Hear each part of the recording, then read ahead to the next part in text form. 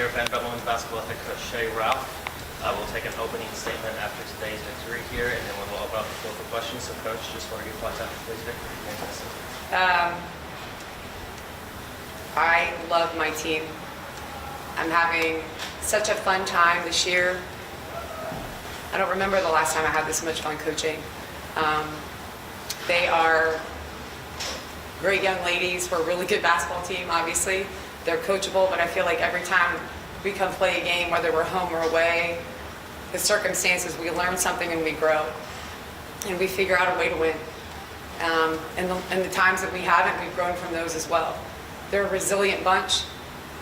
They're relentless. All the things I ask them to be that I can't coach, they show up with that every single day. And I think as human beings, I mean, we're a little bit further on in our lives, some of us.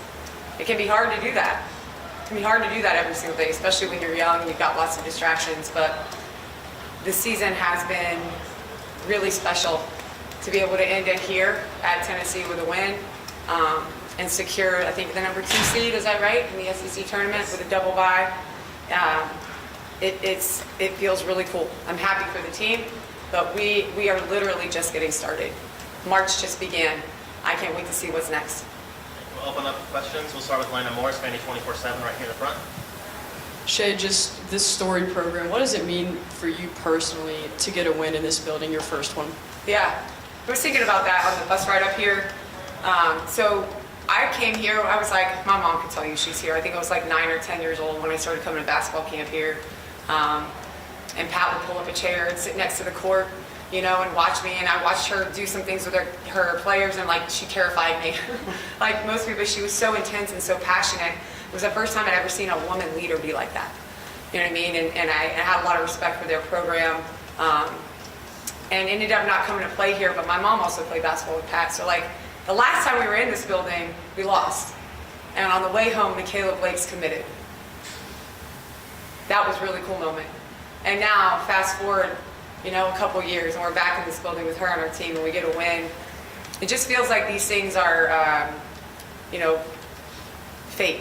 Something's happening here, right? And it's exciting to be part of that. So it's personal for me, but it always is, because I love the game. I love the history of the game. You know, my family's been part of it for a really long time. And I think Tennessee is a great team. They will be for as long as women's basketball exists. Playing here in front of this crowd is tough. It's tough. So I was really proud of our team for being able to figure it out in the second half and win, especially here at Tennessee. Charles Mays, Charles. Hey, Coach. Speaking of Michaela Blake's, to see her coming here on this stage today and put up her 12th 30-plus point game of the season, just how do you feel about her? I know how you feel about her, but just speak on her and how she's doing something so special, and to come into this building today and continue that. Michaela Blake's is a relentless competitor. And most of the things that she has within her, I don't coach that. She has it inside of her, and I say this every time you guys ask me a question about her, like you're witnessing something really special. Because yeah, she had 34, but her biggest buckets were when we had to have them. Right? Her biggest moments in this game were when we had to have them. That kid shows up every time. Do you know how hard that is to do? There was a lot of times as a player, and I was a good one, that wasn't the case for me. But she has something different inside of her. Her team trusts her. We trust her. There's, you know, this push and pull of like, be disciplined, but then play freely. Her and Aubrey have figured that out really well. But she is the engine behind what we're doing. So it's really special to be able to witness the things that she's accomplishing right now on the basketball court. Aria. Yeah, on the topic of Michaela, like when she, you know, you told her how she committed and said, I want to help you guys win this game next time, and now she's 3 for 3 in her career against Tennessee. What does that mean for her, for you, for the team, that she has like made good on that promise? Yeah, I think, you know, she knew where we were going, and so did we. She wanted to be part of that, and we knew we couldn't and didn't want to do it without her. So what it means is that we're going in the right direction. And she came here to leave a legacy, to do the uncommon thing, to do things at Vanderbilt that has never been done before. She came here to win championships. And along the way, you have to accomplish things like this. Things that we haven't done in a long time. I think once ever we won here, right? In 2019, once ever. So now we just got to put our heads down and continue to do the work every single day so that we can keep moving this forward. Cora there in the back. I know in the second quarter not having Sasha played a part in how that quarter went, but just going into halftime, what were you kind of preaching to your team about the biggest adjustment they needed to make in that third? I didn't feel like in the first half we looked like ourselves. We wanted to play our style of basketball. And, you know, it's not a secret that Tennessee plays a chaotic style of basketball, and I thought that they ran the tempo the first half. We were getting out-rebounded. Our shot selection, I was unhappy about it. Our attitudes, our effort, I wasn't happy about that. Our communication wasn't good. Those are things we can fix right now. Usually when we do those things really well, when we're disciplined on defense, when our huddles are tight, when we're communicating, when we're being great teammates, when our shot selection is really, really great, it's tough to beat us. So there was no adjustment other than, let's be us. I didn't say it like that, but that's what I said. And they knew it, and they made that adjustment. Right here in the front. You all were trailing at halftime, but then you exploded in the third quarter. Like, other than Michaela Blake's, you know, going for those points, what did you really see from, you know, your other team that really, you know, opened your eye to like see that really changed the trajectory of the game? Yeah, I feel like I say this every time, but we've got to be able to defend and rebound for us to be able to play freely, right? We can't let people get, especially teams that want to press, knock in, open layup, open three, offensive rebound, foul, and then set up their pressure. That is not a recipe for success, especially here. So we came out with an understanding that the first and foremost, we've got to, every single possession, execute. So on the defensive end, we have to be disciplined and stick to our principles. On the offensive end, we've got to move the ball from side to side, and we've got to take really great shots. When we do those two things, regardless of the result of the possession, we put ourselves in position to play the kind of basketball we want to play and win the game. It's literally possession by possession. And so I felt like we did a much better job, especially on the defensive floor in the third quarter, which led to us being able to score points. Elena. Yeah, this was Aubrey Galvin's first time playing Tennessee, 24 points for her. Just how do you feel like she carried herself through this game, especially with the press like you just mentioned? You know, Aubrey, I feel like carries herself the same through every game. You know, she sees things, she communicates them, she'll look for some guidance, but then when she plays freely is when she's at her best. And usually, sometimes, you know, I think today it took her a little bit of time to figure out, hey, we got to play with pace, but ours, not theirs.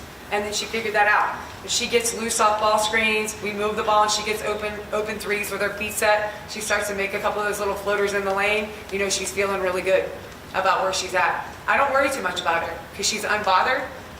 So the main thing for me as her coach is just leaving her out there to let her figure it out.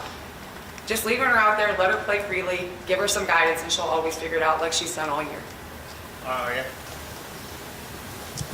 Yeah, y'all were 17 for 20 on layups, and Tennessee was 10 for 24. What was the key to your success in the paint, both offensively and defensively? It's a good question. I think the biggest thing for us is, like, I don't want my players taking contested shots. So even if their feet are in the paint, you know, and they're right at the rim, if there's three people on, you better kick it out. You know, we're going to get open layups. Those are usually really high percentage shots. I think we do a pretty good job of that. And then defensively, I thought the second half especially, we were able to rotate a little quicker so that those shots for them were tougher. We had 2 and 3 people on them. We were getting some jump balls. They were having to score over us instead of just getting wide open layups. I thought that was the difference between the two. All right, last question. Charles, right here.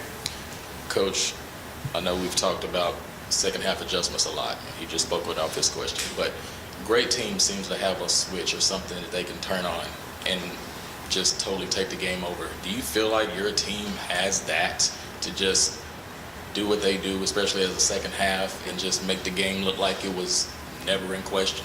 I definitely feel like my team has that. They have it.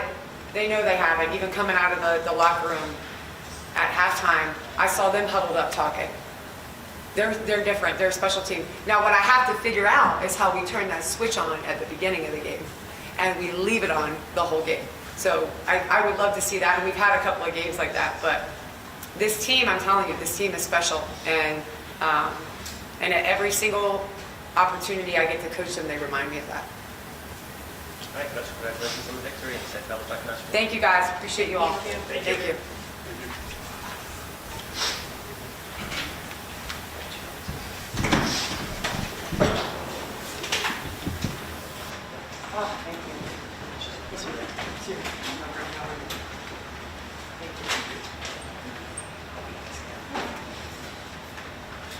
Purcell up on LSU in the first quarter. I wouldn't expect That'll last for about 5 Thumbs up. minutes. Yeah, I called that one. I was like, watch them win. Like, I would not be surprised. I wouldn't either. They are. Dude, Texas A&M. Oh, yeah. That they will.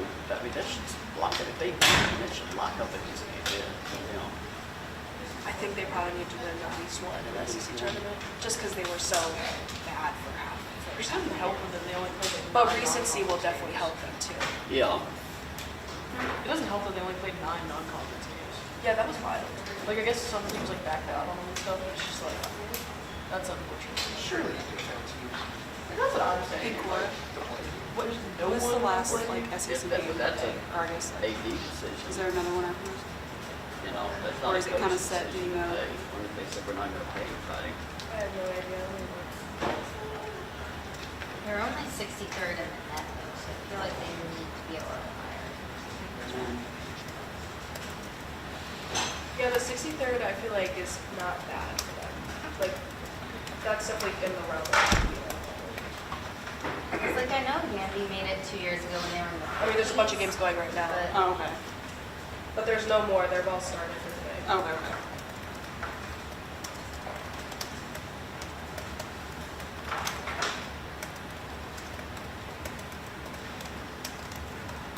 Missouri beating Oklahoma after the first. Missouri Missouri's up beating on. Oklahoma after the first, 1916.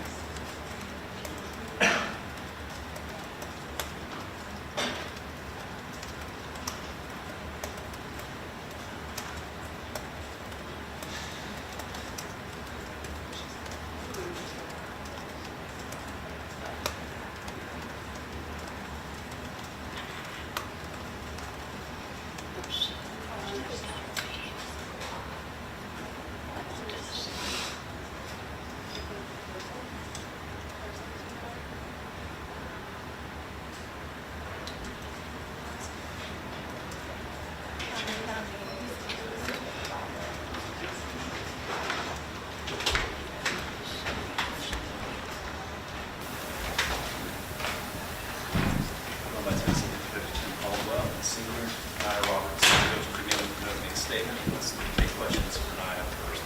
Ask any of them. I appreciated the crowd on senior day. It got loud in there. A great environment for our last home game.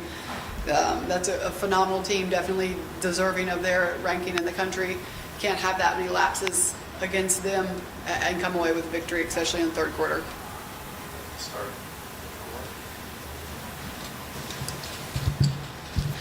Nia, this team has struggled a little bit in third quarters for last several games. Just is there anything that stood out to you as a kind of carryover of why that third quarter tends to go wrong? Not really. I mean, we just got to come out after halftime and just do the same thing we do in the first half. But we're going to pick it up. Go Jack and then Maria. Nia, just given the results, just what's your perspective on the morale of the team, especially going into the postseason?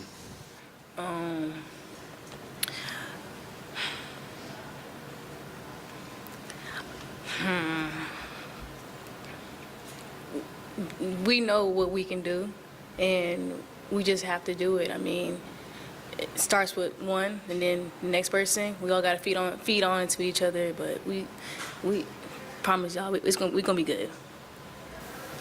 Nia, this obviously was your last game on this court, and I know you've got more basketball ahead of you, but what did it mean to you to play here on this court in front of these fans? Well, it means a lot to me, just knowing all the legendary people that had came to Tennessee. I mean, I just go out there and put my all on the floor and just do the best I can do, knowing that like people that had played before me think we all can do better.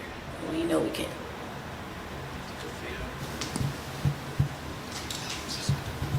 No, it really feels like you driving the lane became something that was more apparent in your game as the season went on. Would you say that that was something that kind of added to it a bit?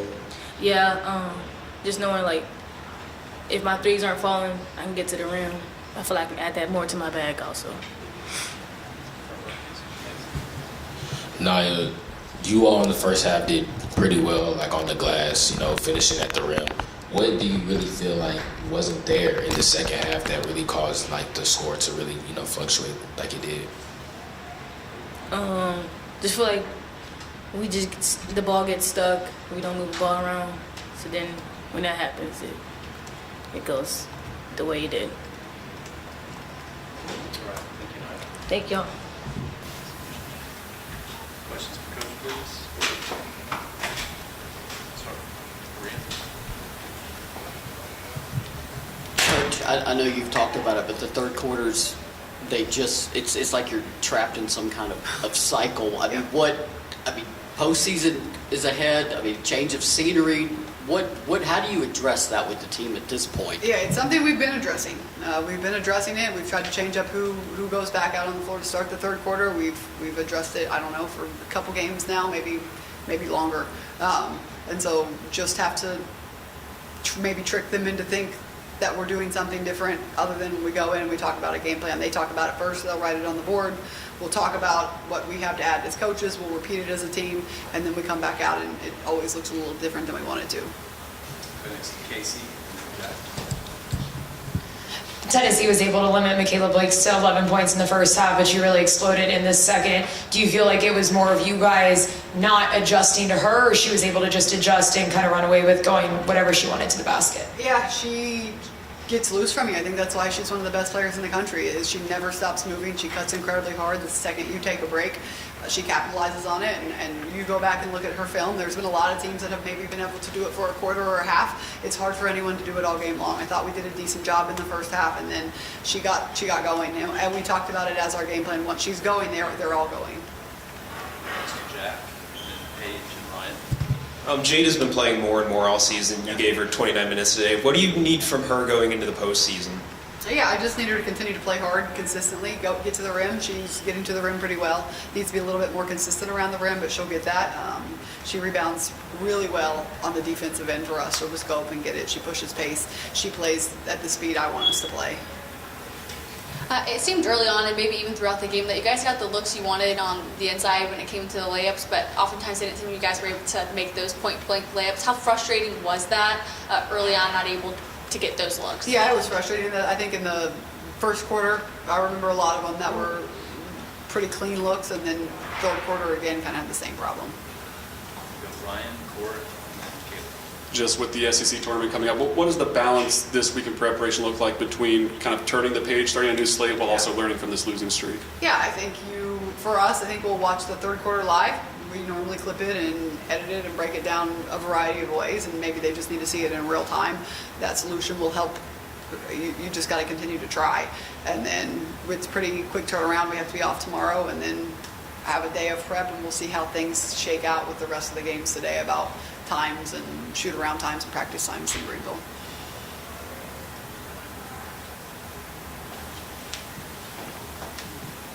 What gives you confidence that this team can buck this losing streak in the SEC tournament? Yeah, I think we needed a win.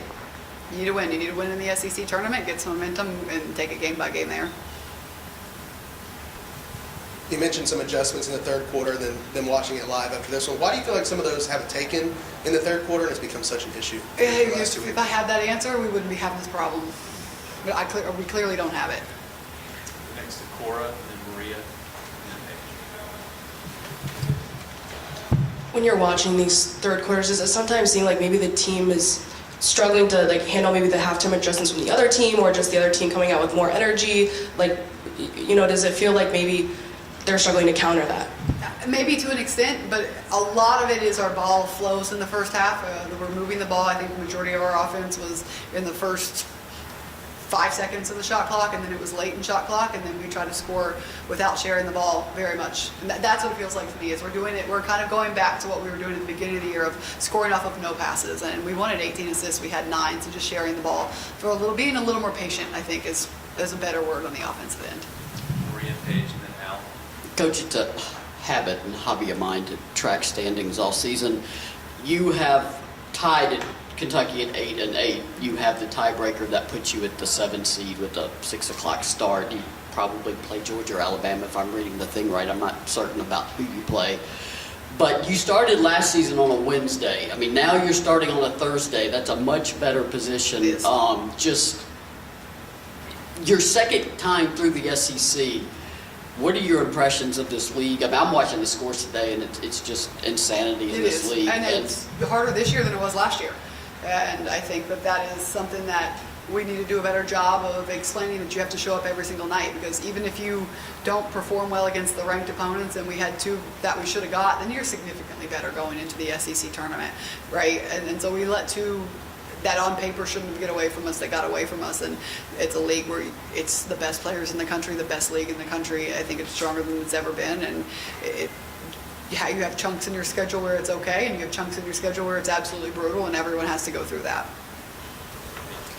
Z obviously transferred into the program to play for you, now being here both of your seasons. What was it like on senior day to embrace her and just watch how she's grown these last 2 seasons? Yeah, she really has grown. I'm very proud of her, and it was good to see her mom really excited for her, and they got to take the floor with her, and she made it, she made it, she made it. And so they're very proud of her. We all are. Looking forward to the next step. It's in Greenville, South Carolina, and University of South Carolina has had a lot of success there. What's your opinion on the tournament being there? That's all I know, and so I don't know what it's like anywhere else. I think it was a well-ran tournament and a community that liked us, and hopefully we get to stay a little longer this year. Riley in the back, and then Casey.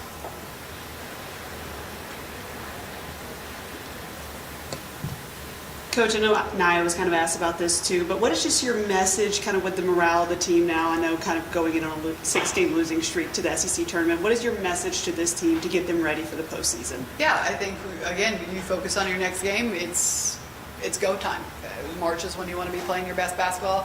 Regardless of what our record has been, I do think that we are showing some improvements in some areas. We need to continue to put it together, need to continue to take those lapses away, work on that. I think I have a team full of individuals that'll be ready to go in March. Positive of today is Vandy didn't get a chance from the free throw line until like 3 minutes left in the third quarter, just to see something that you guys have been working so hard on pay off. What did you like about that? Yeah, we did a good job. I really liked the pace of the first half because it wasn't stopping. We weren't just shooting foul shot after foul shot, and so we did a good job of guarding. And then in the second half, we weren't really close enough to them to foul them. Finish up Cora and then Rhea. Talesia scoring slowed down after halftime, but the first half I felt like she kind of had that edge and she was hitting shots when you needed them. Just, is that the version you need from her going to postseason? What did you kind of see about her in the first half that felt a little different? Yeah, I think what felt the most different for me was she was playing with real confidence on the offensive end, and then she was up to pressuring. I mean, the Talesia Cooper that we know of up and getting steals and really just getting some easy ones with her defensive presence, that was good to see. Coach, I'm going to go back to the standings real quick. Georgia, assuming they win, you Georgia, and Kentucky will finish 8-8 in a three-way tie for 7th place. In hindsight now, how big are those wins against Georgia and Kentucky to break that tiebreaker? Yeah, they were really big. The Kentucky game without JB was really big here, and then in hindsight, that Georgia win at Georgia is a really big one because they're tough to beat. They're coming on strong down the stretch, and it's a tough place to play. Thank you. Thank you all. Thank you.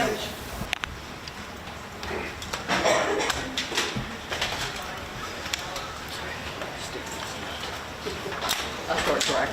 So all we do, they lose, they'll be 8-2. So you get into 4-way ties and the way they bring ties. So I think it's hard right now to. Say hi again. I have a friend who told me Tennessee would be the 6th seed if Texas A&M wins. He used their website that runs all the tiebreakers. Well, it's a 4-way. If there's a 4-way tie, then it's a different way of breaking ties as opposed to head-to-head. So this is what it said. This is what my friend